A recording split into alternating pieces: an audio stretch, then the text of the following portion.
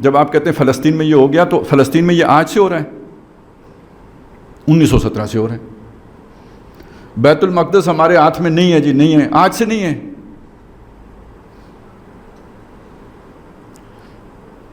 انگریزوں کے پاس کب گیا تھا، کون ذمہ دار تھا، وغیرہ وغیرہ۔ آپ دیکھیں نا، یہ آج کی بات نہیں ہے۔ تو یہ پہیہ دوبارہ ایجاد نہ کریں بھائی، لوگوں نے اس پہ غور کیا ہے یار، ہمارے ساتھ یہ مسائل کیوں ہیں؟ مولانا حالی نے ان مسائل کا رونا رویا ہے، بہت سے لوگوں نے ان کا حل پیش کیا ہے۔ یہ جو آپ کو شیخ الہند کی بات سنائی جاتی تھی، جو ڈاکٹر صاحب سناتے تھے، میں نے جیل کی تنوعیوں میں جتنا مسلمانوں کی پستی پہ غور کیا تو میں اس نتیجے پہ پہنچا کہ اس کا بنیادی وجہ مسلمانوں کا باہمی تفرقہ اور قرآن مجید کو چھوڑ دینا ہے۔ یہ کیا شے ہے؟ یہ کہانی ہے یا اس مسئلے کا حل ہے جو انہوں نے پیش کیا ہے؟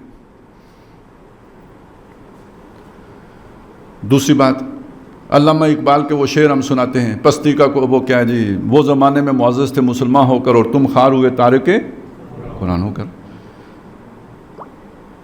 وہ پچھلی جو اسلام آباد کی کانفرنس تھی اس میں میں نے مولانا الیاس رحمۃ اللہ علیہ کا وہ حوالہ دیا ہے، وہ تو مضمون ہی ہے موجودہ پستی کا واحد علاج۔ اب مجھے آپ یہ بتائیں، آج کی اس پستی کا جو جس میں ہم ہیں، پہلی بات یہ کہ آج کی نہیں ہے، یہ 100 سال کی ہے، بلکہ 400 سال کی ہے، 100 سال کا غور و فکر ہے اس کے پیچھے۔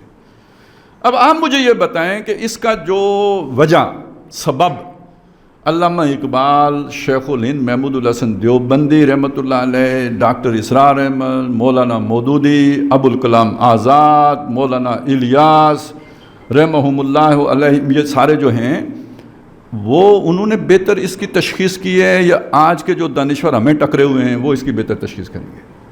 نہیں، آپ سوچیں نا۔ اور وہ اس تشخیص کے بعد جو علاج جو سوچا گیا ہے وہ انہوں نے بہتر سوچا ہوگا یا یہ بہتر سوچ رہے ہیں؟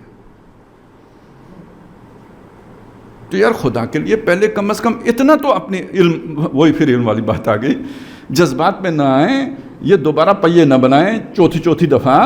بھئی ان لوگوں کو بھی تو پڑھ لیں نا، وہ کیا کہتے ہیں، اس کا کیا حال ہے؟ وہ ان سے بہت بڑے مفکر تھے۔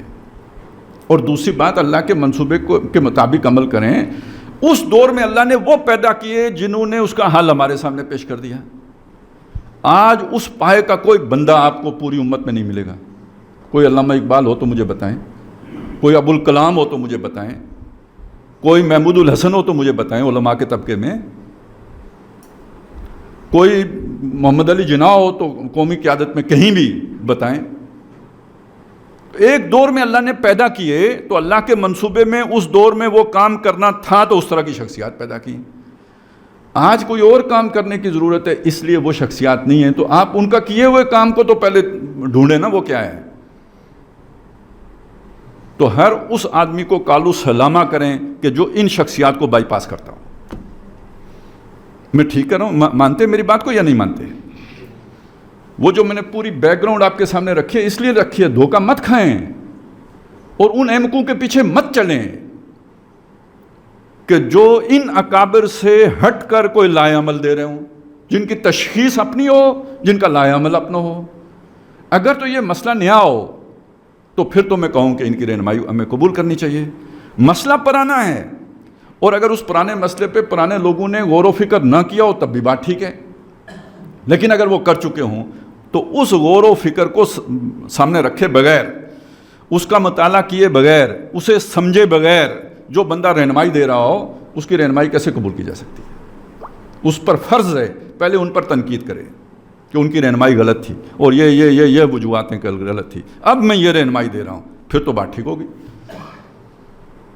لیکن بائی پاس کرنے کا مطلب یہ ان پر نقد بھی نہیں کر رہا، ان کی رہنمائی کو غلط بھی ثابت نہیں کر رہا اور اپنی ایک نئی رہنمائی دے رہا ہے۔ تو اس کا مطلب ہے یہ یا تو یہ احمق ہے یا فراڈیا ہے۔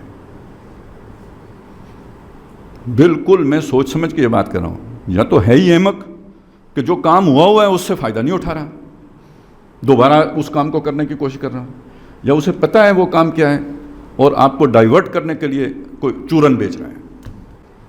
تو ہر دو صورتوں میں احمق ہو تب بھی بچنا چاہیے یا نہیں بچنا چاہیے، اور گھپلا پارٹی ہو تو تب بھی بچنا چاہیے۔